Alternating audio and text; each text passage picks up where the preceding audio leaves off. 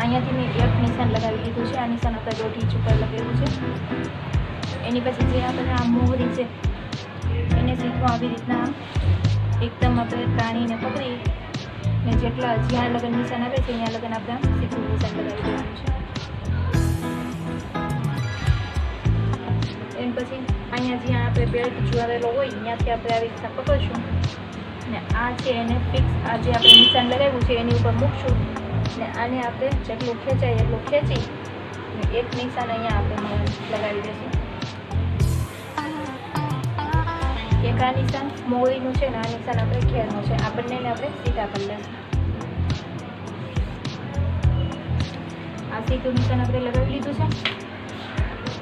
એની પછી આપણે અહીંયા સીટનો જે આપણે ભાગ છે અહીંયા એને આપણે એન્ડેથી પકડવાનું છે અને અહીંયા ત્યાં આપણે બેલ્ટ જોડેલું છે સાંધો આવે છે અહીંયાથી પકડવાનું છે.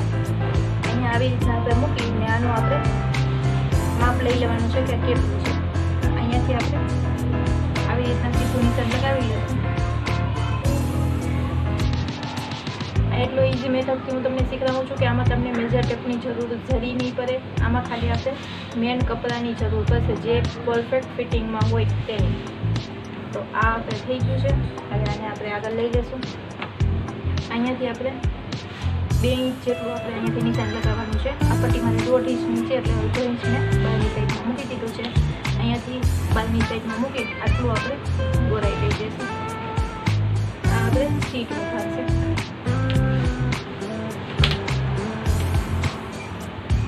આ આપણે આટલું આપણે માર્કિંગ કરી લીધું છે. કેટલું માર્કિંગ કર્યું આપણે સૌથી પહેલાં આપણે 1.5 ઇંચ ઉપર નિશાન લગાવ્યું છે. આટલું બેલ્ટ મૂકતા આ બેલ્ટનો ભાગ આવશે. એની પછી આપણે મોહરીનું નિશાન લગાવ્યું છે પહોળાઈનું. એની પછી આપણે ટોટલ આપણે જે નીચેના 2 પાંચા ઘેરમાં હોય એનું નિશાન લગાવ્યું છે. અહીંયાથી અહીંયા જેટલો એન્ડ ઉપર હોય અહીંયા તમારે ઘેરનું માપ લેવાની કંઈ જરૂર નથી. તમારે ખાલી કાપડ લેવાનું છે કે તમારે 2 મીટરની ઘેર જોઈએ છે કે 3 મીટરની ઘેર જોઈએ છે. એક કાપડને આપણે 4 વરુ પાથરી દીધું છે. આ આપણે 4 વરુ કાપડ છે.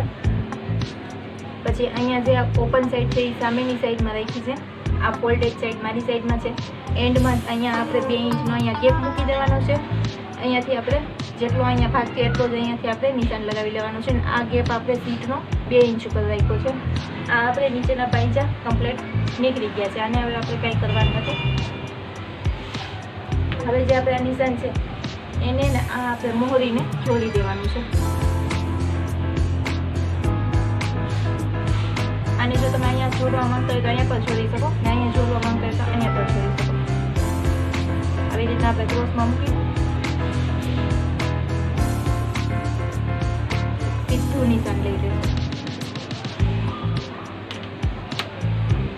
આટલું ઇઝી મેથડથી તમને કોઈ પણ શીખવાડે. અહીંયાથી આપણે આ ક્રોસમાં જવા દેવાનું છે કારણ કે આ આપણે આવી રીતના બંધ થશે તો ઓલો કાપડ આપણે નીચે સીધું કટિંગ કરશું તો આપણે ઘટશે એટલે આને આપણે પાછી આમ ક્રોસમાં જવા દેવાનું છે 1 ઇંચ જેટલું બહાર. આ માર્કિંગ આપણા બધા ટોટલ થઈ ગયા છે. અને હવે પહેલાં આપણે કટિંગ કરી લઈશું.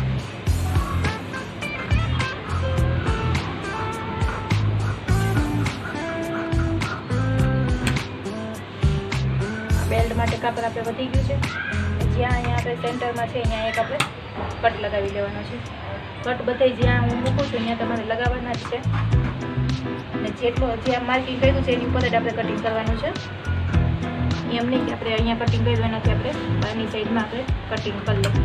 નિશાન લગાવ્યા એનાથી આપણે બહારની સાઈડમાં કટિંગ કરી લઈએ. એમ નહીં હાલે. જ્યાં નિશાન લગાવ્યા છે અહીંયા જ આપણે કટિંગ કરવાનું છે.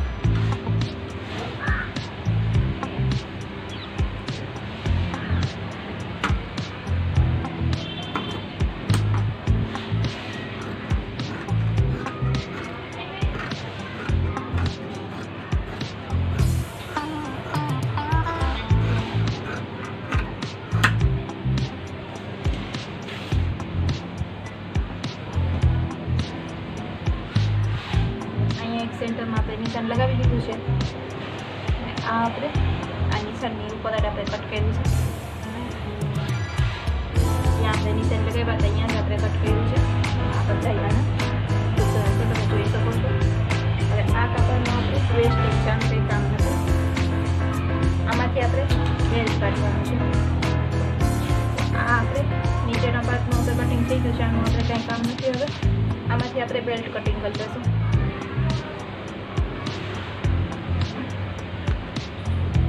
બેલ્ટને પહેલે આપણે આમાં ક્યાંય આપણે મેજર ટીપની જરૂર પડતી નથી હોતી. જે આપણે મેન પરફેક્ટ આપણે ફિટિંગનું હોય કપડું આપણે જે સીવેલું પહેરતા હોય એની જરૂર હોય છે. અહીંયાથી આપણે આવી રીતના માપી લઈશું. જેટલું આ છે એના કરતાં આપણે 1 ઇંચ વધારે લઈશું, કારણ કે બંને સાઈડમાં અડધો ઇંચ સિલાઈમાં આપણે કાપડ ચાલશે. આ લંબાઈ આપણે માપી લઈશું કેટલી આવે છે. આ જેટલી ટોટલ આમાં આની લંબાઈ હોય, આ રેડીમેડ બેલ્ટની જે આપણે લંબાઈ હોય એના કરતાં 1.5 ઇંચ આપણે કાપડ વધારે જોશે. જો એક સાઈડમાં આપણે ધાર આવતી હોય તો, અને જો ધાર ન આવતી હોય તો આપણે 2 ઇંચ વધારે જોશે. તો અહીંયાથી આપણે આ 1.5 ઇંચ જેટલું વધારે છે. અહીંયાથી આપણે એક નિશાન લઈ લીધું છે. આને આવી રીતે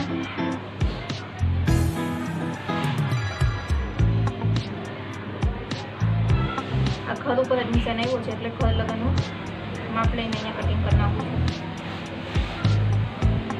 કપડું બેન્ડ વાળ્યા પછી આપણે એને બેસાડી દેવાનું છે, એટલે આપણે કટિંગના ટાઈમે આપણે એને વધારે ઓછું ન થઈ જાય. આની એક આપણે સીધું નિશાન લગાવી લઈશું. અહીંયાથી આ આપણે બેલ્ટ કટિંગ કરી છે.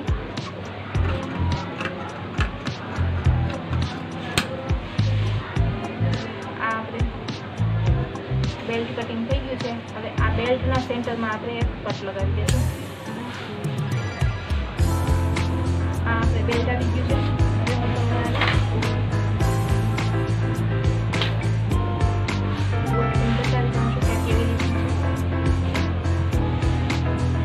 આજે 5 વધારે અમે મૂક્યા છે એ આપણે અંદર જતા એક સરખા થઈ જવાના છે. આવી રીતના સેમ આવી જશે. એની પછી આ આપણે બેલ્ટ છે. બેલ્ટને આપણે આવી રીતના અહીંયાથી આ ચપટી આવશે કે આપણે એની જે ગેધર્સ લઈ છીએ ને નાની મોટી એ, તો આવી રીતના આપણે ચપટી આવ્યા બાદ આ બેલ્ટ આપણે આવી રીતના જોઈન્ટ થઈ જશે. તો આટલો ઇઝી મેથડથી તમને કોઈ પણ નહીં સમજાવે. જો તમને મારો વિડીયો પસંદ આવ્યો હોય તો વિડીયોને લાઈક કરવાનું ભૂલશો નહીં. Thank you for watching.